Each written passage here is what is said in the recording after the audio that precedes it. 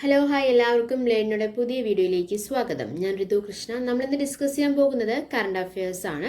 July മാസത്തിലെ മുഴുവൻ കാര്യങ്ങളാണ് നമ്മളിന്ന് പറയാൻ പോകുന്നത്. അതായത് ജൂലൈ 1 തൊട്ട് ജൂലൈ 31 വരെയുള്ള കാര്യങ്ങളാണ് നമ്മൾ ഇന്ന് ഡിസ്കസ് ചെയ്യാൻ പോകുന്നത്. ജൂലൈ മാസത്തിലെ ആദ്യത്തെ ആഴ്ചയിലെ കറണ്ട് അഫയേഴ്സും രണ്ടാമത്തെ ആഴ്ചയിലെ കറണ്ട് അഫയേഴ്സും മൂന്നാമത്തെ ആഴ്ചയിലെ കറണ്ട് അഫയേഴ്സും അവസാനത്തെ ആഴ്ചയിലെ കാര്യങ്ങളും എല്ലാം നമ്മൾ ഡിസ്കസ് ചെയ്ത് കഴിഞ്ഞായിരുന്നു. ഇനിയും കാണാത്തവരുണ്ടെങ്കിൽ നമ്മൾ ലേണിയുടെ general knowledge and current affairs എന്നുള്ള ചാനൽ നോക്കുക. ഓക്കെ, അതിലെല്ലാ കാര്യങ്ങളും ഉണ്ട്. ജനുവരി തൊട്ട് അല്ലെങ്കിൽ ഇതുവരെയുള്ള എല്ലാ കറണ്ട് അഫയേഴ്സും മന്ത്ലി, വീക്ക്ലി, ഡെയിലി കറണ്ട് അഫയേഴ്സും നമ്മുടെ ചാനലിൽ അപ്ലോഡ് ചെയ്യുന്നുണ്ട്. ഓക്കെ, അപ്പോൾ നമ്മൾ ഇന്ന് എന്താണ് പറയാൻ പോകുന്നത്? ജൂലൈ 1 തൊട്ട് 31 വരെയുള്ള കാര്യങ്ങളാണ് നമ്മൾ ഇപ്പോൾ ഡിസ്കസ് ചെയ്യാൻ പോകുന്നത്. അപ്പോൾ നമുക്ക് വേഗം നമ്മുടെ വീഡിയോയിലേക്ക് കിടക്കാം. ചോദ്യം: when is national doctors day? National doctors day എന്നാണ്? July 1 national doctors day. July 1 പ്രത്യേകത എന്തൊക്കെയാണ്? നാഷണൽ ഡോക്ടേഴ്സ് ഡേ നമ്മൾ പറഞ്ഞു. ഇന്റർനാഷണൽ ജോക്ക് ഡേ, അതായത് ലോക നർമ്മ ദിനം അന്ന് തന്നെയാണ്. ചാർട്ടേഡ് അക്കൗണ്ടന്റ്മാരുടെ ദിനവും ജൂലൈ 1 തന്നെയാണ്. കാനഡ ദിനവും അന്ന് തന്നെയാണ്. കാനഡ ഡേ എന്ന് പറയുമ്പോൾ അത് ജൂലൈ 1. ബഹുമുഖ പ്രതിഭയായിരുന്ന ഡോക്ടർ ബിധാൻ ചന്ദ്ര റോയുടെ ബഹുമാനാർത്ഥമാണ് ഇന്ത്യയിൽ ജൂലൈ 1 ഡോക്ടേഴ്സ് ഡേ ആയിട്ട് ആചരിക്കുന്നത്. അദ്ദേഹം ജനിച്ചതും മരിച്ചതും ജൂലൈ 1 അതായത് അദ്ദേഹം ജനിച്ചത് ജൂലൈ 1 1882 അദ്ദേഹം മരിച്ചതും ജൂലൈ 1 1962. സ്വാതന്ത്ര്യ സമര സേനാനിയും ബംഗാളിന്റെ രണ്ടാമത്തെ മുഖ്യമന്ത്രിയുമായിരുന്നു ആര്? ഡോക്ടർ BC റോയ്, അതായത് ബിധാൻ ചന്ദ്ര റോയ്. ആധുനിക ബംഗാളിന്റെ ശില്പി എന്നാണ് അദ്ദേഹം അറിയപ്പെടുന്നത്. ഭാരതരത്ന ലഭിച്ചിട്ടുള്ള ഏക ഡോക്ടറും അദ്ദേഹം തന്നെയാണ്. ഭാരതരത്ന ലഭിച്ചിട്ടുള്ള ഏക ഡോക്ടർ ആരാണ്? ഡോക്ടർ BC റോയ് ആണ്. FRCS, MRCP എന്നീ 2 ബിരുദങ്ങൾ ലഭിച്ച അപൂർവം ഡോക്ടർമാരിൽ ഒരാളാണ് ഡോക്ടർ BC റോയ്. മെഡിക്കൽ വിദ്യാഭ്യാസ രംഗത്തെ ഒട്ടേറെ മികച്ച സ്ഥാപനങ്ങൾക്കും ആശുപത്രികൾക്കും തുടക്കമിടുകയും ഇന്ത്യൻ മെഡിക്കൽ അസോസിയേഷൻ, അതായത് IMA, അതുപോലെ തന്നെ മെഡിക്കൽ കൗൺസിൽ ഓഫ് ഇന്ത്യ തുടങ്ങിയവയുടെ രൂപീകരണത്തിൽ സുപ്രധാന പങ്കുവഹിക്കുകയും ചെയ്ത വ്യക്തിയാണ് ആര്? Doctor BC Roy. എല്ലാവർക്കും താങ്ങാനാകുന്ന ചികിത്സ ലഭ്യമാക്കുക എന്ന ലക്ഷ്യത്തോടെയായിരുന്നു അദ്ദേഹത്തിന്റെ പ്രവർത്തനം. മിക്ക രാജ്യങ്ങളിലും ദേശീയ തലത്തിൽ ഡോക്ടേഴ്സ് ദിനം ആഘോഷിക്കാറുണ്ട്. 1933 US ഈ പതിവ് ആരംഭിച്ചത്. ഇന്ത്യയിലെ ഡോക്ടർമാരുടെ സംഘടനയായ IMA ആവശ്യം പരിഗണിച്ചാണ് 1991 ജൂലൈ 1 ഡോക്ടേഴ്സ് ദിനമായി കേന്ദ്ര സർക്കാർ പ്രഖ്യാപിച്ചത്. സൗഖ്യത്തിന്റെ കരങ്ങൾ കരുതുന്ന ഹൃദയങ്ങൾ എന്ന വിഷയത്തെ കേന്ദ്രീകരിച്ചാണ് ഇക്കുറി ദിനാഘോഷം. അറിവിനും നൈപുണ്യത്തിനുമൊപ്പം ഒരു ഡോക്ടർക്ക് രോഗികളോട് അനുകമ്പയാർന്ന സമീപനമാണ് ഉണ്ടായിരിക്കേണ്ടത് എന്നൊരു വിഷയത്തിന് അടിവരയിടുകയും കൂടി ചെയ്യുകയാണ് ഈ ദിനം. ഡോക്ടർമാർക്ക് നന്ദി പറയുന്നതിനോടൊപ്പം പുതിയ സാഹചര്യങ്ങളിൽ ആരോഗ്യ പ്രവർത്തകർ നേരിടുന്ന വെല്ലുവിളികൾ പൊതുസമൂഹത്തെ ബോധ്യപ്പെടുത്താനും ഈ ദിനം ഉപകരിക്കുമെന്നാണ് കണക്കാക്കപ്പെടുന്നത്. അടുത്ത ചോദ്യം, രണ്ടാമത്തെ ചോദ്യം. Where was the first case registered in the country under the new criminal law? Bharatiya Nyaya സംഹിത. പുതിയ ക്രിമിനൽ നിയമമായ ഭാരതീയ ന്യായ സംഹിത പ്രകാരം രാജ്യത്ത് ആദ്യ കേസ് രജിസ്റ്റർ ചെയ്തത് എവിടെയാണ്? ഇതാണ് ചോദ്യം, അല്ലെ? പുതിയ ക്രിമിനൽ നിയമം അപ്പൊ ഏതാണ്? ഭാരതീയ ന്യായ സംഹിത എന്നുള്ളതാണ് പുതിയ ക്രിമിനൽ നിയമം. അത് രാജ്യത്ത് ആദ്യ കേസ് രജിസ്റ്റർ ചെയ്തത് എവിടെയാണെന്നാണ് ചോദ്യം. Right answer is Madhya Pradesh. അപ്പൊ പുതിയ ക്രിമിനൽ നിയമമായ ഭാരതീയ ന്യായ സംഹിത പ്രകാരം രാജ്യത്ത് ആദ്യ കേസ് രജിസ്റ്റർ ചെയ്തത് മധ്യപ്രദേശിലെ ഹനുമാൻഗഞ്ച് പോലീസ് സ്റ്റേഷനിലാണ്. പൊതുസ്ഥലത്ത് അസഭ്യം പറയുന്നവർക്കെതിരെ എടുക്കുന്ന കേസാണ് ഭാരതീയ ന്യായ സംഹിത. നമ്മൾ പറഞ്ഞു ഭാരതീയ ന്യായ സംഹിത ആദ്യ കേസ് രജിസ്റ്റർ ചെയ്തത് മധ്യപ്രദേശിലാണെന്ന് പറഞ്ഞു. കേരളത്തിലെ ആദ്യ കേസ് കൊണ്ടോട്ടിയിലാണ്. നമ്മൾ പറഞ്ഞു 12/16 മധ്യപ്രദേശിൽ ആദ്യം രജിസ്റ്റർ ചെയ്തത്. ഏത് ക്രിമിനൽ കേസ് പോലെ? ഭാരതീയ ന്യായ സംഹിത പ്രകാരം ആദ്യ കേസ് രജിസ്റ്റർ ചെയ്തത് മധ്യപ്രദേശില് 12/16 ജൂലൈ 1 12/16 4 മിനിറ്റിന് ശേഷം 4 മിനിറ്റ് കഴിഞ്ഞു നമ്മുടെ കേരളത്തിൽ അത് രജിസ്റ്റർ ചെയ്ത് കഴിഞ്ഞു. ഭാരതീയ ന്യായ സംഹിത പ്രകാരമുള്ള കേരളത്തിലെ ആദ്യ കേസ് മലപ്പുറം കൊണ്ടോട്ടി പോലീസ് സ്റ്റേഷനിലാണ്. ജൂലൈ 1 പുലർച്ചെ 12:20. അപ്പോൾ 12:16 മധ്യപ്രദേശിൽ രജിസ്റ്റർ ചെയ്ത് കഴിഞ്ഞപ്പോഴേക്കും 12:20 കേരളത്തിൽ രജിസ്റ്റർ ചെയ്തു. ഹെൽമെറ്റ് ധരിക്കാതെ അശ്രദ്ധമായും അപകടകരമായും ബൈക്ക് ഓടിച്ച് കർണാടക കുടക് സ്വദേശിക്കെതിരെയാണ് കേസുള്ളത്. ഭാരതീയ ന്യായ സംഹിത പ്രകാരം 2023 വകുപ്പ് 281, മോട്ടോർ വെഹിക്കിൾ ആക്ട് 1988 വകുപ്പ് 194D എന്നിവ ചുമത്തിയിട്ടുണ്ട്. കുറ്റം പറഞ്ഞ് മനസ്സിലാക്കി നോട്ടീസ് നൽകിയാണ് യാത്രക്കാരനെ വിട്ടത്. ഇന്ത്യൻ ശിക്ഷാ നിയമത്തിലേതുപോലെ ഭാരതീയ ന്യായ സംഹിതയിലും പരമാവധി പോലീസ് കസ്റ്റഡി 15 ദിവസമാണെന്ന് പറഞ്ഞിട്ടുണ്ട്. ഓക്കെ, അടുത്ത ചോദ്യം, മൂന്നാമത്തെ ചോദ്യം. Which country host the world chess championship 2024? Right answer is Singapore. ഏത് രാജ്യത്താണ് വേൾഡ് ചെസ് ചാമ്പ്യൻഷിപ്പ് 2024 നടക്കാൻ പോകുന്നത്? എവിടെയാണ്? സിംഗപ്പൂരിലാണ്. നവംബർ 20 മുതൽ ഡിസംബർ 15 വരെയാണ് ലോക ചെസ് ചാമ്പ്യൻഷിപ്പ്. 17-കാരൻ ഗുകേഷിന്റെ ജന്മനാടായ ചെന്നൈയും ഒപ്പം ന്യൂഡൽഹിയും വേദിക്കായി രംഗത്തുണ്ടായിരുന്നെങ്കിലും ലോക ചെസ് സംഘടനയായ ഫിഡെ സിംഗപ്പൂരിനെ വേദിയാക്കി തീരുമാനിക്കുകയായിരുന്നു. 2023 റഷ്യൻ ഗ്രാൻഡ് മാസ്റ്റർ യാൻ നിപോംഷിങ്ങിനെ തോൽപ്പിച്ചാണ് ഡിങ് ലിറൻ ചാമ്പ്യനായത്. അടുത്ത ചോദ്യം, നാലാമത്തെ ചോദ്യം. Who will be the batting coach and mentor of RCB? Who will be the batting coach and mentor of RCB? The right answer is Dinesh Karthik. മുൻ Indian wicket keeper batter Dinesh കാർത്തിക്കിനെ IPL team royal challengers Bengaluru batting കോച്ചും മെന്ററുമായി നിയമിച്ചിരിക്കുകയാണ്. കഴിഞ്ഞ സീസണിൽ RCBയിൽ ഫിനിഷറുടെ റോളിൽ തിളങ്ങിയ കാർത്തിക് 36.22 ശരാശരിയിൽ 326 റൺസ് നേടിയിട്ടുണ്ടായിരുന്നു. 187.36 ആയിരുന്നു സ്ട്രൈക്ക് റേറ്റ്. എലിമിനേറ്ററിൽ രാജസ്ഥാൻ റോയൽസിനോട് തോറ്റുപുറത്തായ RCB അവസാന മത്സരത്തിൽ കാർത്തികിന് വികാര നിർഭരമായ യാത്രയപ്പാണ് നൽകിയിട്ടുണ്ടായിരുന്നത്. തുടർന്നാണ് പുതിയ റോളിൽ താരത്തെ ടീമിലേക്ക് ക്ഷണിക്കുന്നതായുള്ള പ്രഖ്യാപനവും വന്നത്. അടുത്ത ചോദ്യം, അഞ്ചാമത്തെ ചോദ്യം. Which country host G7 submit? Which country host G7 submit? Right answer is Italy. ഇറ്റലിയിലാണ് G7 കൂട്ടായ്മയുടെ ഉച്ചകോടി നടക്കാൻ പോകുന്നത്. ലോകത്തെ സമ്പന്ന രാഷ്ട്രങ്ങൾ അംഗങ്ങളായിട്ടുള്ള ഗ്രൂപ്പ് 7 അല്ലെങ്കിൽ G7 കൂട്ടായ്മയുടെ ഉച്ചകോടി ഇറ്റലിയിലെ അബൂലിയാണ് വേദിയായത്. US, Canada, France, Germany, Italy, UK, Japan എന്നീ രാജ്യങ്ങൾ ഉൾപ്പെടുന്ന G7 ഉച്ചകോടിയിൽ പ്രത്യേക ക്ഷണിതാക്കളിൽ ഒരാളായി പ്രധാനമന്ത്രി നരേന്ദ്രമോദിയും പങ്കെടുത്തിട്ടുണ്ടായിരുന്നു. ഫ്രാൻസിസ് മാർപ്പാപ്പയും G7 ഉച്ചകോടിയുടെ ഭാഗമായെന്ന പ്രത്യേകതയും ഇറ്റലിയിലെ യോഗത്തിനുണ്ട്. G7 ചർച്ചകളിൽ ആദ്യമായാണ് മാർപ്പാപ്പ പങ്കെടുക്കുന്നത്. ചോദ്യം, who has been appointed as the pro term speaker of Lok Sabha recently? Who has been appointed as the pro term speaker of Lok Sabha recently? The right answer is Bhartruhari Mahtab. Bhartruhari Mahtab has been appointed as the pro term speaker of Lok Sabha recently. അടുത്ത ചോദ്യം, ഏഴാമത്തെ ചോദ്യം. In which city did PM Narendra Modi participate in the event under International Yoga Day 2024? In which city did PM Narendra Modi participate in the event under International Yoga Day 2024? The right answer is Srinagar. അപ്പോൾ ഏത് സിറ്റിയിലാണ് PM Narendra Modi participate ചെയ്ത? ശ്രീനഗറിലാണ് അല്ലേ, under international yoga day 2024.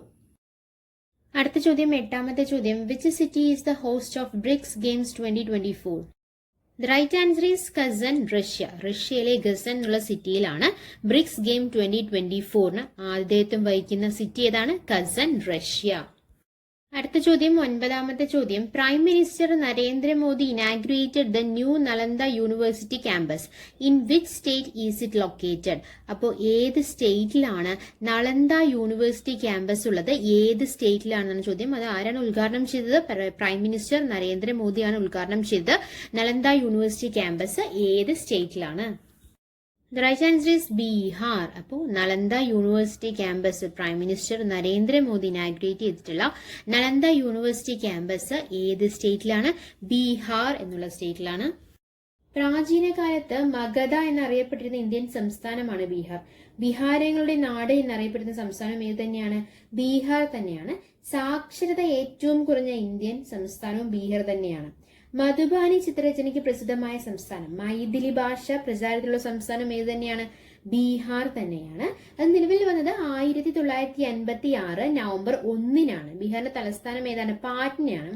സംസ്ഥാന മൃഗം കാളയാണ്. സംസ്ഥാന പക്ഷി അങ്ങാടിക്കുരുവിയാണ്. സംസ്ഥാന പുഷ്പം കച്ച്നാർ എന്നുള്ള പുഷ്പമാണ് അവിടുത്തെ സംസ്ഥാന പുഷ്പം. സ്ത്രീകൾക്ക് സർക്കാർ ജോലികളിൽ 35% സംവരണം ഏർപ്പെടുത്തിയ ഇന്ത്യൻ സംസ്ഥാനം അത് ബീഹാർ ആണ്. തദ്ദേശ സ്വയംഭരണ സ്ഥാപനങ്ങളിൽ തെരഞ്ഞെടുപ്പിൽ വനിതകൾക്ക് 50% സംവരണം ഏർപ്പെടുത്തിയ ആദ്യ സംസ്ഥാനവും ബീഹാർ തന്നെയാണ്. അപ്പോൾ വനിതകൾക്ക് ഇമ്പോർട്ടൻസ് കൊടുത്തിട്ടുള്ള ഒരു സംസ്ഥാനമാണ് ബീഹാർ. അല്ല, എന്താണ് കാരണം?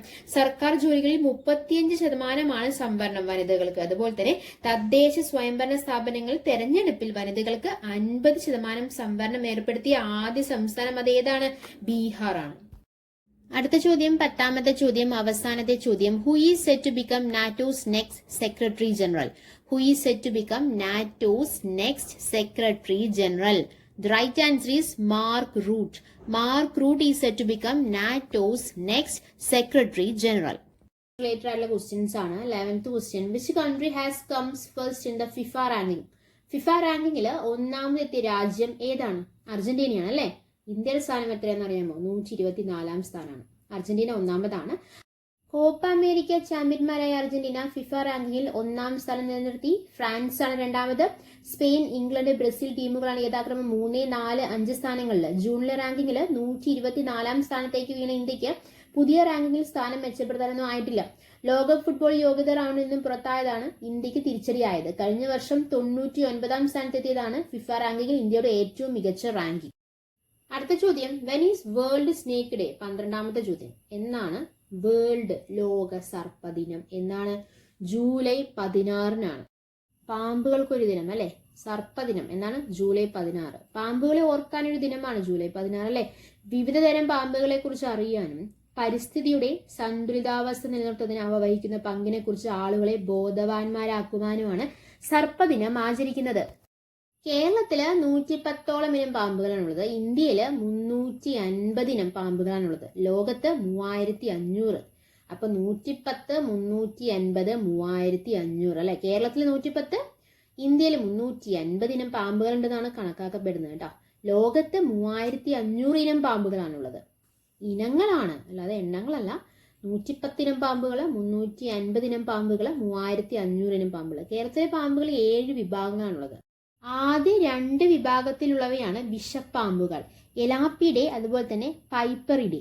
എലാപ്പിഡെ എന്ന് പറയുമ്പോൾ രാജവെമ്പാല, മൂർക്കൻ, ശംഖുവരയൻ തുടങ്ങിയവയ്ക്കാണ് എലാപ്പിഡയിൽ വരുന്നത്. പൈപ്പറിഡെ എന്ന് പറയുമ്പോൾ അണലി, ചുരുട്ടമണ്ഡലി, പച്ചമുളവലി എന്നൊക്കെ വരും. അതുപോലെ കൊളൂബ്രിഡെ, നീർക്കോലി, ചേര, മുതിരവളയൻ, അങ്ങനെ നമ്മൾ പറഞ്ഞു 7 വിഭാഗങ്ങളുണ്ട്. ആദ്യത്തെ 2 വിഭാഗം എലാപ്പിഡയും പൈപ്പറിഡയും, ഈ അണലി, രാജവെമ്പാല, മൂർക്കൻ അതൊക്കെ വരുന്നതാണ് ആദ്യത്തെ 2 വിഭാഗം. ബാക്കിയുള്ളതൊക്കെ വിഷമില്ലാത്തതാണ്. നീർക്കോലി, ചേര, പൂച്ചക്കണ്ണൻ, വെള്ളിവരയൻ, മണ്ണൂലിപ്പാമ്പ്, വിരപ്പാമ്പ്, ഇരുതലക്കണ്ണൻ എന്നിവയൊക്കെ വിഷമില്ലാത്ത ഭാഗങ്ങളിൽ പെടുന്നവയാണ്. അടുത്ത ചോദ്യം, 13ാമത്തെ ചോദ്യം. Who are the Copa America winners? കോപ്പ അമേരിക്ക വിന്നേഴ്സ് ആരാണ്? അർജന്റീന അല്ലെ? വാമോസ് Argentina. Who are the Copa America winners? Argentina. ആരാധകരുടെ തള്ളിക്കയറ്റം മൂലം വൈകി തുടങ്ങിയ മത്സരത്തിൽ ഇരു ടീമിന്റെയും പ്രതിരോധ നിര പരുക്കനായി മുന്നേറ്റങ്ങളെ പ്രതിരോധിച്ചതോടെ നിശ്ചിത സമയത്ത് ഗോൾ അകന്നിരുന്നു. എക്സ്ട്രാ ടൈമിൽ വിജയ ഗോൾ നേടണമെന്ന ആവേശത്തോടെ ഇരു ടീമും കളിച്ചതോടെയാണ് കളി ആവേശകരമായത്. 95-ാം മിനിറ്റിൽ ഗോൺസാലസിന്റെ ഒരു ഷോട്ട് കഷ്ടിച്ച് സേവ് ചെയ്ത വർഗാസ് കൊളംബിയയെ കാത്തെങ്കിലും ആശ്വാസത്തിന് അധികം ആയുസുണ്ടായില്ല. 112-ാം മിനിറ്റിൽ ലൗറ്റാരയുടെ ഷോട്ടിന് മുന്നിൽ വർഗാസ് നിസ്സഹായനായതോടെ കൊളംബിയയുടെ 28 മത്സരങ്ങൾ നീണ്ട അപരാജിത പരമ്പരയ്ക്കും അവസാനമാവുകയാണുണ്ടായത്. അടുത്ത ചോദ്യം, 14ാമത്തെ ചോദ്യം. Who wins Euro 2024? Who wins Euro 2024? Euro cup ആരാണ് നേടിയത്? യൂറോ കപ്പിൽ സ്പെയിൻ അല്ലെ? The right answer is Spain. Spain won Euro 2024. Euro കപ്പിൽ സ്പെയിനും കോപ്പ അമേരിക്കയിൽ അർജന്റീനയും ജേതാക്കളായതോടെ ഫുട്ബോൾ ആരാധകർ കാത്തിരിക്കുന്നത് ഇരു ടീമുകളും തമ്മിലുള്ള ഫൈനലിസിമ പോരാട്ടത്തിനാണ്. മത്സരത്തിന്റെ വേദിയും തീയതിയും പിന്നീട് തീരുമാനിക്കുമെന്നാണ് പറഞ്ഞിരിക്കുന്നത്. 2022-ൽ ഫൈനലിസിമ ആദ്യമായി നടന്നപ്പോൾ ഇറ്റലിയെ 3-0 തോൽപ്പിച്ച് അർജന്റീന ജേതാക്കളായിരുന്നു. അടുത്ത ചോദ്യം, 15ാമത്തെ ചോദ്യം. Who von Wimbledon men singles? അതായത് വിംബിൾഡൺ ടെന്നീസ് പുരുഷ സിംഗിൾസിൽ ജേതാവായത് ആരാണ്? കാർലോസ് അൽക്കാരസ് ആണ്. ഫൈനലിൽ ജോക്കോവിച്ചിനെയാണ് തോൽപ്പിച്ചിരിക്കുന്നത്. ഇപ്പൊ ഇങ്ങനെയാണ് പറയുന്നത്, വീണത് ജോക്കോവിച്ച് ആണെങ്കിൽ വീഴ്ത്തിയത് അൽക്കാരസ് തന്നെ. അതായത് തുടർച്ചയായ 2ാം തവണയും ഫൈനലിൽ നൊവാക് ജോക്കോവിച്ചിനെ വീഴ്ത്തി സ്പാനിഷ് താരം കാർലോസ് അൽക്കോരസ് വിംബിൾട്ടൺ ടെന്നീസ് പുരുഷ സിംഗിൾസ് ജേതാവായിരിക്കുകയാണ്. 37-കാരൻ ജോക്കോവിച്ചിനെതിരെ നേരിട്ടുള്ള സെറ്റുകൾക്കാണ് 21-കാരനായിട്ടുള്ള അൽക്കാരിസിന്റെ ജയം.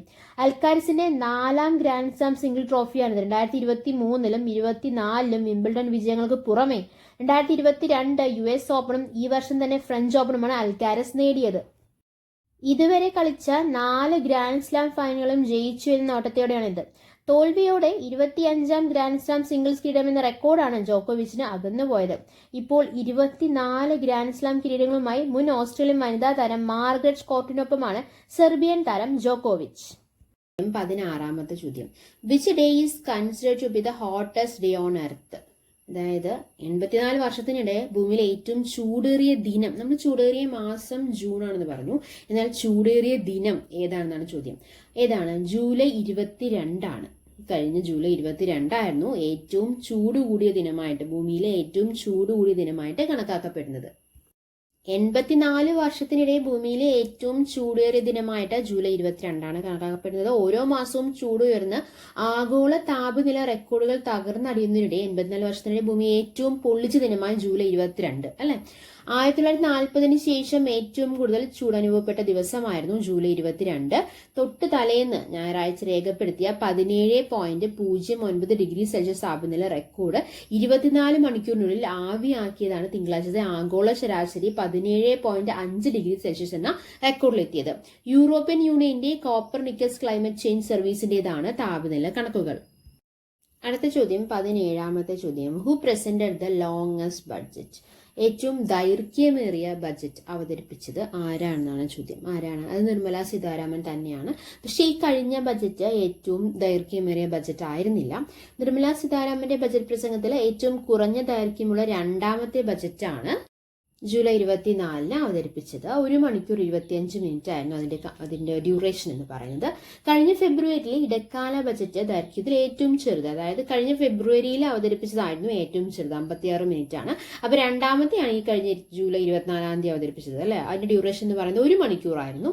ഏറ്റവും ദൈർഘ്യമേറിയ ബജറ്റ് അവതരിപ്പിച്ചത് നിർമ്മല സീതാരാമൻ തന്നെയാണ്, നിർമ്മലയ്ക്ക് തന്നെയാണ്. 2020-21 ബജറ്റ് പ്രസംഗം 2 മണിക്കൂർ 40 മിനിറ്റും നീണ്ടിട്ടുണ്ട്. അപ്പോൾ ഏറ്റവും ദൈർഘ്യമേറിയ 2 മണിക്കൂർ ബജറ്റ് അവതരിപ്പിച്ചതും നിർമ്മല സീതാരാമൻ തന്നെയാണ്. ബജറ്റിൽ എന്തൊക്കെ കാര്യങ്ങളായിരുന്നു? വളർച്ചയുടെ പടവുകൾ നഗരങ്ങളിൽ നിന്ന് തുടങ്ങുമെന്ന മന്ത്രവുമായിട്ടാണ് നഗരവികസനത്തിനുള്ള നിർദ്ദേശങ്ങൾ ധനമന്ത്രി ബജറ്റിൽ മുന്നോട്ട് വെച്ചത്. സംസ്ഥാന സർക്കാരുകളുമായി കൈകോർത്ത് നഗരങ്ങളെ വികസന ഹബ്ബുകളാക്കുമെന്നുള്ള പ്രഖ്യാപനവും നടത്തുകയുണ്ടായി. 30 ലക്ഷത്തിലേറെ ജനസംഖ്യയുള്ള 14 വൻ നഗരങ്ങൾക്ക് സാമ്പത്തികം, ഗതാഗതം എന്നീ സാധ്യതകൾ കൂടി പരിഗണിച്ചുള്ള വികസന പദ്ധതികളും വരുമെന്നാണ് ബജറ്റിൽ പറഞ്ഞത്. ഈ ബജറ്റിൽ ഏറ്റവും കൂടുതൽ ഇമ്പോർട്ടൻസ് കൊടുത്തത് ആന്ധ്രയ്ക്കും അതുപോലെ ബീഹാറിനുമായിരുന്നു. കേരളത്തിൻ്റെതായിട്ടുള്ള ഒരു കാര്യങ്ങളും കിട്ടിയിട്ടില്ല എന്നുള്ളതാണ് ബജറ്റ് നമുക്ക് മനസ്സിലാക്കാൻ കഴിഞ്ഞത്. കേരളം ആവശ്യപ്പെട്ടതിൽ ഒന്നുപോലും നൽകിയില്ലെന്ന് മാത്രമല്ല, രാജ്യത്തെ ഏറ്റവും വലിയ ട്രാൻസ്ഷിപ്പിന്റെ തുറമുഖം എന്ന ഖ്യാതിയോടെ യാഥാർത്ഥ്യമായ വിഴിഞ്ഞം രാജ്യത്തിന്റെ സമ്പദ് വ്യവസ്ഥയിൽ ചെലുത്തിയേക്കുന്ന സ്വാധീനം പോലും കണക്കിലെടുത്തില്ല എന്നുള്ളതാണ് വേറൊരു സങ്കടകരമായിട്ടുള്ള ഒരു കാര്യം. കേരളം ആവശ്യപ്പെട്ടത് 24,000 കോടി രൂപയുടെ പ്രത്യേക പാക്കേജ് ആയിരുന്നു. എന്നാൽ അതൊന്നും കിട്ടുകയുണ്ടായില്ല. അതേപടി ലഭിക്കുമെന്ന് പ്രതീക്ഷിച്ചില്ലെങ്കിലും ദേശീയപാത സ്ഥലമെടുപ്പിന്റെ 25% വിഹിതമായ 6,000 കോടിയോളം രൂപ കേരളം വഹിക്കുന്നത് ഉൾപ്പെടെയുള്ള പ്രയാസങ്ങൾ പരിഹരിക്കപ്പെടുമെന്നായിരുന്നു ഒരു വിശ്വാസം ഉണ്ടായിരുന്നത്. വയനാട് തുരങ്കപാതയ്ക്കും സഹായമില്ല. കേന്ദ്രാവിഷ്കരണ പദ്ധതികളുടെ ഭാഗമായി കേന്ദ്രം ചെലവഴിക്കേണ്ട തുകയിൽ സംസ്ഥാനം ചെലവിട്ട 3,686 കോടി രൂപയും ചോദിച്ചിരുന്നു. പുതിയതൊന്നും കിട്ടിയില്ലെന്ന് മാത്രമല്ല, പഴയതിന്റെ കാര്യത്തിൽ ഉറപ്പുമില്ല എന്നുള്ളതാണ് കേരളത്തിന്റെ നിലവിലെ അവസ്ഥ. പ്രളയ ദുരിതം നേരിടാൻ ബീഹാറിന് മാത്രം 11,500 കോടിയുടെ സഹായമാണ് പ്രഖ്യാപിച്ചത്. എന്നാൽ 2 പ്രളയങ്ങൾ അതിജീവിച്ച കേരളത്തിന് ആ വഴിക്കും പരിഗണന കിട്ടിയില്ല. കേരളത്തിന് ആശ്വസിക്കാനുള്ള കാര്യങ്ങൾ എന്തൊക്കെയാണെന്ന് ചോദിച്ചു കഴിഞ്ഞാൽ, വിദേശ ക്രൂസ് കമ്പനികൾക്ക് ആഭ്യന്തര ക്രൂസുകൾ പ്രവർത്തിപ്പിക്കാൻ നികുതി ഇളവ് പ്രഖ്യാപിച്ചതിന്റെ ഭാഗമായിട്ട് അത് കേരളത്തിന് പ്രയോജനപ്പെടുത്താനായിട്ട് കഴിയും.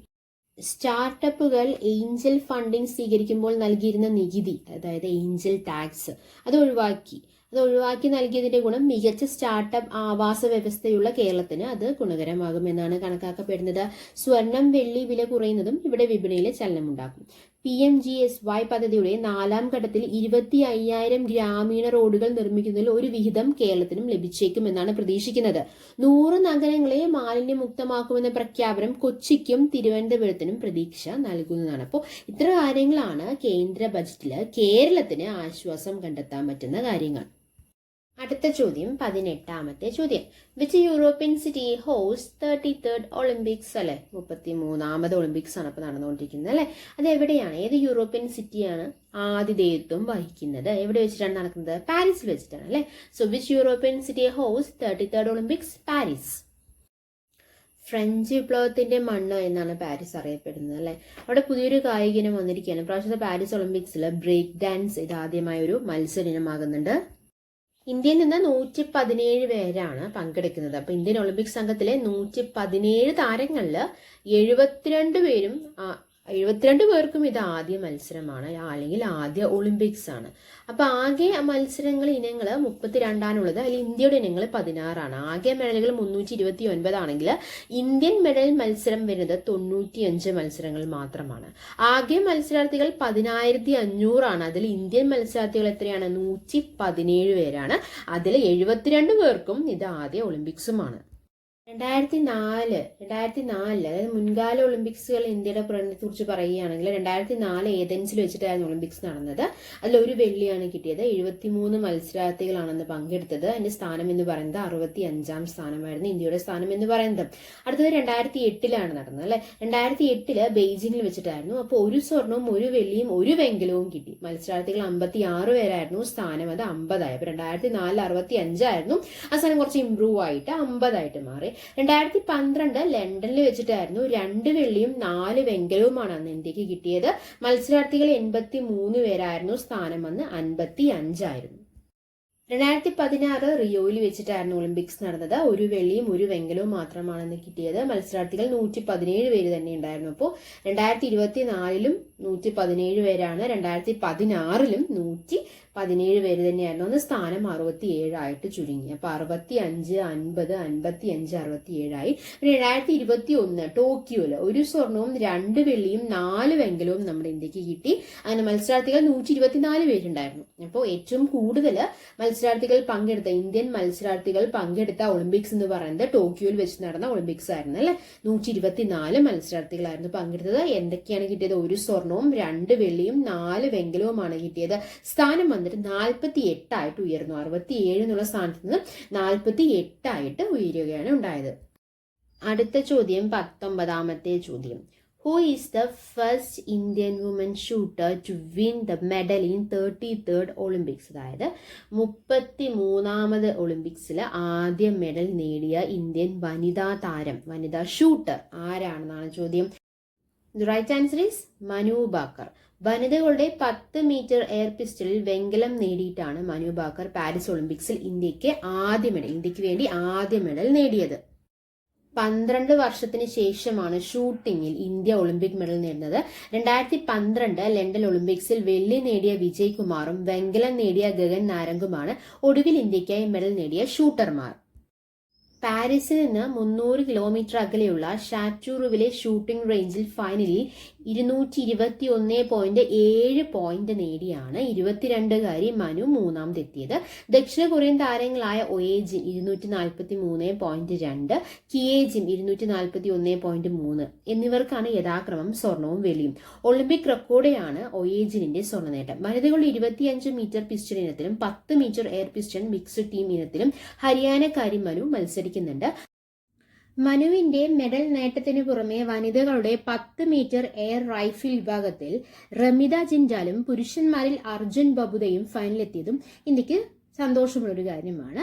അപ്പോൾ 3 സ്വർണവും 2 വെള്ളിയുമായി ഓസ്ട്രേലിയയാണ് ഇപ്പോൾ മെഡൽ പട്ടികയിൽ ഒന്നാമത് നിൽക്കുന്നത്. 3 സ്വർണവും 1 വെങ്കലവുമായി ചൈനയാണ് രണ്ടാമത് നിൽക്കുന്നത്. അപ്പോൾ ഇപ്പോൾ കറന്റ്ലി ഓസ്ട്രേലിയയാണ് ഫസ്റ്റിൽ നിൽക്കുന്നത്. രണ്ടാമത് ആരാണ്? ചൈനയാണ് നിൽക്കുന്നത്. അടുത്ത ചോദ്യം 20ാമത്തെ ചോദ്യം. Who is the first basketball player to compete in 6 Olympics? അതായത് കണ്ടിന്യൂസ് ആയിട്ട് 6 ഒളിമ്പിക്സുകളിൽ മത്സരിക്കുന്ന ആദ്യ ബാസ്കറ്റ്ബോൾ താരം ആരാണ്? Who is the first basketball player to compete in 6 Olympics? Right answer is Rudy Fernandez. 6 ഒളിമ്പിക്സുകൾ മത്സരിക്കുന്ന ആദ്യ ബാസ്കറ്റ്ബോൾ താരമാണ് സ്പെയിനിന്റെ റൂഡി ഫെർണാണ്ടസ്. ഓക്കെ അപ്പം നമ്മൾ ജൂലൈ മാസത്തിലെ മുഴുവൻ കാര്യങ്ങൾ നമ്മൾ ഡിസ്കസ് ചെയ്ത് കഴിഞ്ഞു അല്ലേ. ജൂലൈ 1 തൊട്ട് 31 വരെയുള്ള എല്ലാ കാര്യങ്ങളും നമ്മൾ പറഞ്ഞു കഴിഞ്ഞു. ഇനി ഓരോ ഡേറ്റിന്റെ പ്രത്യേകതകൾ എന്തൊക്കെയാണ്? ചില ഡേറ്റൊക്കെ നമ്മൾ ഓൾറെഡി പറഞ്ഞു കഴിഞ്ഞായിരുന്നു, എന്നാൽ നമുക്കൊന്ന് റിഫ്രഷ് ചെയ്യാം അല്ലേ. ജൂലൈ 1 നാഷണൽ ഡോക്ടേഴ്സ് ഡേ ആണ്. ജൂലൈ 1 ഡോക്ടേഴ്സ് ദിനം. അതുപോലെ തന്നെ SBI ഡേ എന്നാണ്. GST ഡേ ജൂലൈ 1 തന്നെയാണ്. ചാർട്ടേഡ് അക്കൗണ്ടന്മാരുടെ ദിനവും ജൂലൈ 1 തന്നെയാണ്. കാനഡ ദിനവും ജൂലൈ 1 തന്നെയാണ്. കുറേ പ്രത്യേകതകളുണ്ട് അല്ലേ. ജൂലൈ 1 SBI ഡേ ആണ്, നാഷണൽ ഡോക്ടേഴ്സ് ഡേ ആണ്, GST ഡേ ആണ്. അതുപോലെ തന്നെ ഇന്റർനാഷണൽ ജോബ് ഡേ, അതായത് ലോക നർമ്മ ദിനം എന്നാണ്, ജൂലൈ 1 ചാർട്ടേഡ് അക്കൗണ്ടന്മാരുടെ ദിനവും എന്ന് തന്നെയാണ്, ജൂലൈ 1 തന്നെയാണ്. Canada day July 1 GST day July 1 നമ്മൾ പറഞ്ഞു. ഇനി ജൂലൈ 2 പ്രത്യേകതകൾ എന്തൊക്കെയാണ്? International UFO day, world UFO day, അതായത് പറക്കും തളിക ദിനമാണ് ജൂലൈ 2. പിന്നെ എന്താണ്? വേൾഡ് സ്പോർട്സ് ജേർണലിസ്റ്റ് ഡേ ആണ് ജൂലൈ 2. ജൂലൈ 3 പ്രത്യേകതയുണ്ട്, അതിൽ കൊടുത്തിട്ടില്ല, എന്നാലും അറിഞ്ഞു വെക്കുക. സെന്റ് തോമസ് ഡേ ആണ്. അതുപോലെ തന്നെ ഇന്റർനാഷണൽ പ്ലാസ്റ്റിക് ബാഗ് ഫ്രീ ഡേയും July 3 okay. July 4 American independence day ആണ്, അമേരിക്കൻ സ്വാതന്ത്ര്യ ദിനമാണ് ജൂലൈ 4. അതുപോലെ തന്നെ ജാക്ക് ഫ്രൂട്ട് ഡേ ആണ് ജൂലൈ 4 എന്ന് പറയുന്നത്. ജൂലൈ 6 പ്രത്യേകത വേൾഡ് സുനോസിസ് ഡേ, അതായത് ലോക ജന്തുജന്യ രോഗ ദിനമാണ് ജൂലൈ 6 എന്ന് പറയുന്നത്. ഇന്റർനാഷണൽ ഡേ ഓഫ് കോപ്പറേറ്റീവ്സും ജൂലൈ 6 തന്നെയാണ്. ജൂലൈ 7 പ്രത്യേകതയുണ്ട്. ജൂലൈ 7 പ്രത്യേകത എന്താണ്? ഗ്ലോബൽ ഫോർഗിവ്നെസ് ഡേ ആണ് ജൂലൈ 7. ഓക്കെ. വേൾഡ് ചോക്ലേറ്റ് ഡേയും ജൂലൈ 7 തന്നെയാണ്. ജൂലൈ 10 പ്രത്യേകതയുണ്ട്. അത്ര ഇമ്പോർട്ടൻസ്, വളരെ ഇമ്പോർട്ടൻ്റ് ഉള്ള കാര്യങ്ങൾ മാത്രം അവിടെ കൊടുത്തിട്ടുള്ളൂ, പക്ഷെ അറിഞ്ഞു വെക്കുക. ജൂലൈ 10 വേൾഡ് ടെസ്ല ഡേ ആണ്, വേൾഡ് ടെസ്ല ഡേ. നിക്കോള ടെസ്ലയുടെ ജന്മദിനം ആയതുകൊണ്ടാണ് ജൂലൈ 10 വേൾഡ് ടെസ്ല ഡേ അല്ലെങ്കിൽ ടെസ്ല ദിനമായിട്ട് ആഘോഷിക്കുന്നത്. ജൂലൈ 11 വേൾഡ് പോപ്പുലേഷൻ ഡേ ആണ്. നമ്മൾ പറഞ്ഞായിരുന്നു ജൂലൈ 11 നമ്മൾ പറഞ്ഞിട്ടുണ്ട്, ജൂലൈ 1 നമ്മൾ പറഞ്ഞിട്ടുണ്ട്. വളരെ ഇമ്പോർട്ടൻ്റ് ആണ്. നാഷണൽ ഡോക്ടേഴ്സ് ഡേയും അതുപോലെ തന്നെ വേൾഡ് പോപ്പുലേഷൻ ഡേയും. ജൂലൈ 12 അത് ഏറ്റവും ഇമ്പോർട്ടൻ്റ് ആയ ഒരു കാര്യം, മലാല ഡേ ആണ്. ബർത്ത്ഡേ ഓഫ് മലാല യൂസഫായി ആണ്. അപ്പോൾ മലാല ദിനമാണ് ജൂലൈ 12. മലാല ജന്മദിനമാണ് ജൂലൈ 12. അടുത്തത് July 15 July 15 world youth skills day ആണ്. വേൾഡ് യൂത്ത് സ്കിൽസ് ഡേ, അതായത് ലോക യുവ നൈപുണ്യ ദിനമാണ് വേൾഡ് യൂത്ത് സ്കിൽസ് ഡേ എന്ന് പറയുന്നത് ജൂലൈ 15. അത് മാത്രമല്ല ലോക പ്ലാസ്റ്റിക് സർജറി ദിനവും അന്ന് തന്നെയാണ്. Okay, July 15. ജൂലൈ 16 നമ്മളൊരു ക്വസ്റ്റ്യനിൽ പറഞ്ഞിട്ടുണ്ടായിരുന്നു, വേൾഡ് സ്നേക്ക് ഡേ ആണ്, ലോക പാമ്പ് ദിനമാണ് ജൂലൈ 16 എന്ന് പറയുന്നത്. 17 എന്താണ്? ഇന്റർനാഷണൽ ജസ്റ്റിസ് ഡേ ആണ്, world day for international justice, അതായത് രാജ്യാന്തര നീതി ദിനമാണ് ഇന്ന് ജൂലൈ 17 എന്ന് പറയുന്നത്. July 18 Nelson Mandela international day, അതായത് നെൽസൺ മണ്ടേലയുടെ ജന്മദിനമാണ് ജൂലൈ 18. ഇവിടെ പിന്നെ കൊടുത്തിരിക്കുന്നത് ജൂലൈ 26 കാർഗിൽ മെമ്മോറിയൽ ഡേ ആണ്, കാർഗിൽ വിജയ ദിവസമാണ്. അതിനിടയിൽ 19-നും 20-നും 21-നും 22-നും 23-നും 25-നും പ്രത്യേകതയുണ്ട്. 24-ന് പ്രത്യേകതകളൊന്നുമില്ല. ഓക്കെ, അപ്പോൾ 19-ന് എന്താണ്? ബാങ്ക് നാഷണലൈസേഷൻ ഡേ ആണ്. ജസ്റ്റ് ഒന്ന് അറിഞ്ഞു വെച്ചാൽ മതി കേട്ടോ. അങ്ങനെ ചോദിച്ച് കണ്ടിട്ടില്ല, അതുകൊണ്ടാണ് ഇവിടെ കൊടുക്കാത്തത്. 19-ന് ബാങ്ക് നാഷണലൈസേഷൻ ഡേ ആണ്. 20-ന് ഇന്റർനാഷണൽ ചെസ് ഡേ ആണ്, രാജ്യാന്തര ചെസ് ദിനമാണ് ജൂലൈ 20. ഓക്കെ, 21 ചാന്ദ്രദിനമാണ് കേട്ടോ. ജൂലൈ 21 ചാന്ദ്രദിനമാണ്, മൂൺ ഡേ ആണ്. ഇന്റർനാഷണൽ മാംഗോ ഡേ ആണ് 22. അതുപോലെ തന്നെ നാഷണൽ ഫ്ലാഗ് അഡോപ്ഷൻ ഡേ, ദേശീയ പാത സ്വീകരണ ദിനമാണ് ജൂലൈ 22 എന്ന് പറയുന്നത്. ഓക്കെ, ഇനി ജൂലൈ 23 നാഷണൽ ബ്രോഡ്കാസ്റ്റിംഗ് ഡേ ആണ്, ദേശീയ പ്രക്ഷേപണ ദിനമാണ് ജൂലൈ 23 എന്ന് പറയുന്നത്. ജൂലൈ 25 വേൾഡ് എംബ്രിയോളജിസ്റ്റ് ഡേ ആണ്, world test tube baby day. 26-ന്റെ പ്രത്യേകത എന്താണ്? കാർഗിൽ വിജയ ദിവസമാണ് അല്ലെ, കാർഗിൽ വിജയ ദിനമാണ് July 26. International day of conservation of the mangrove eco forest, അതായത് രാജ്യാന്തര കണ്ടൽ ദിനമാണ്. ഏത് ജൂലൈ 26 എന്ന് പറയുന്നത്. ഓക്കെ, ജൂലൈ 28 എന്താണ്? വേൾഡ് ഹെപ്പറ്റൈറ്റിസ് ഡേ ആണ്, ലോക ഹെപ്പറ്റൈറ്റിസ് ദിനമാണ് ജൂലൈ 28 എന്ന് പറയുന്നത്. ലോക പ്രകൃതി സംരക്ഷണ ദിനവും, അതായത് വേൾഡ് നാച്ചുറൽ കൺസർവേഷൻ ഡേയും ജൂലൈ 28 തന്നെയാണ്. അടുത്തത് വളരെ വളരെ ഇമ്പോർട്ടൻറ്റ്, പി എസ് സിയിൽ എപ്പോഴും ചോദിക്കാറുള്ളത് ജൂലൈ 29 ഇന്റർനാഷണൽ ടൈഗർ ഡേ അല്ലെ. ഇന്റർനാഷണൽ ടൈഗർ ഡേ അല്ലെങ്കിൽ ഗ്ലോബൽ ടൈഗർ ഡേ, രാജ്യാന്തര കടുവ ദിനമാണ് July 29. World ORS day, oral rehydration salt എന്നാണ് ORS എന്ന് പറയുന്നത്. ലോക ORS ദിനമാണ് ജൂലൈ 29. ORS എന്ന് പറഞ്ഞാൽ ഓറൽ റീഹൈഡ്രേഷൻ സോൾട്ട് എന്നാണ്. വേൾഡ് ORS ഡേ എന്നാണ്. ഇന്റർനാഷണൽ ടൈഗർ ഡേയുടെ അതേ ഡേറ്റിനാണ്, ജൂലൈ 29. ജൂലൈ 30 എന്ന് പറയുമ്പോൾ ഇന്റർനാഷണൽ ഡേ ഓഫ് ഫ്രണ്ട്ഷിപ്പ് ആണ്, ലോക സൗഹൃദ ദിനമാണ്. World day against trafficking in persons, അതായത് ലോക മനുഷ്യ കടത്തു വിരുദ്ധ ദിനവും എന്ന് തന്നെയാണ്, ജൂലൈ 30 തന്നെയാണ്. അതായത് ജൂലൈ 30 തന്നെയാണ് ഇന്റർനാഷണൽ ഡേ ഓഫ് ഫ്രണ്ട്ഷിപ്പ്, അതായത് ലോക സൗഹൃദ ദിനം എന്നാണ്, ജൂലൈ 30. ഓക്കെ, അപ്പം നമ്മൾ കുറേ കാര്യങ്ങൾ ഡിസ്കസ് ചെയ്തു അല്ലേ. ഓരോ ദിവസത്തെ കാര്യങ്ങളും, ജൂലൈ 1 തൊട്ട് 31 വരെയുള്ള കാര്യങ്ങളും ഓരോ ഡേറ്റിൻ്റെ പ്രത്യേകതകളും നമ്മൾ ഈ ക്ലാസ്സിൽ പറഞ്ഞു കഴിഞ്ഞു. എടുത്ത കാര്യങ്ങളെല്ലാം നിങ്ങൾക്ക് വളരെ വ്യക്തമായി മനസ്സിലാണെന്ന് പ്രതീക്ഷിക്കുന്നു. വളരെയധികം ഉപകാരപ്പെട്ടു എന്ന് പ്രതീക്ഷിക്കുന്നു. അങ്ങനെ ഉപകാരപ്പെട്ടിട്ടുണ്ടെങ്കിൽ നമ്മുടെ ചാനൽ സബ്സ്ക്രൈബ് ചെയ്യുക, സപ്പോർട്ട് ചെയ്യുക. Thanks for your time. By.